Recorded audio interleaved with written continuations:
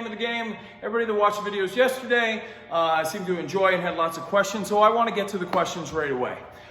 First off is if Ethan, my big giant here, grabs my hand in a wrist lock. He has this wrist lock on. The idea I was talking about yesterday is we're not pushing him back, so he's in control. The idea is I'm not moving him backwards into the rope to break this hold because he's got a hold. Now, if he had an arm bar on, that's a different story because now the pressure's on my shoulder, so I can turn and then push on the jaw, push away, get to those ropes. But in this scenario where there is pressure on the arm, the idea would be the cell instantly, so that when he snaps this over, the cell should be recognize that I'm selling that hold because he's bending my wrist in an awkward position and it's hurtful. Like this hurts a lot, right? So in that case, you're gonna feel that, you're gonna sell that.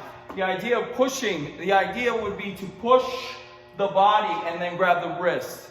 Thank you, Scott Moore. Scott said, hey, why didn't you tell him to push? Because there's so much to teach, Scott. Scott F. Demore. You know what F stands for? Fantastic. Anyways, you're going to push on that chest first and grab that wrist when you come into that lockup and grab that wrist. So that's the first thing, is to make space. Break his hold, because this, total power done by him, right? Total power. Those are the rebuttals on that end. So he's in control, he's moving you back. Don't let a guy walk you back like this when you have that hold, essentially. All right?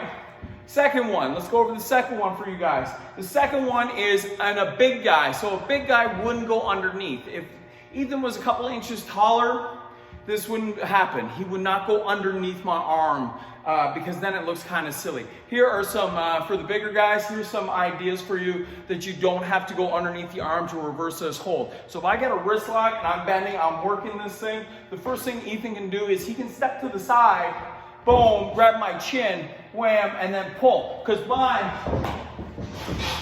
by all cases, in the human body, you can control a human body by 2 points every single time. That's the head and that's the hips, every time.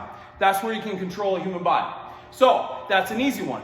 You step to the side, you pull the chin, and pull them all the way around. You can pull them into a headlock, pull them all the way around into a different position. You can grab whatever you want.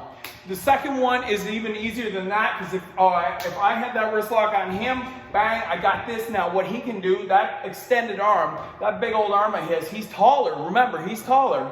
He can grab my head and pull down. That way he's in a position where he can get me. So now he's in a front face lock position. Now he doesn't have to stay there. He can grab my arm and come out with that wrist lock. It's all the same thing. So that's basically the rebuttal.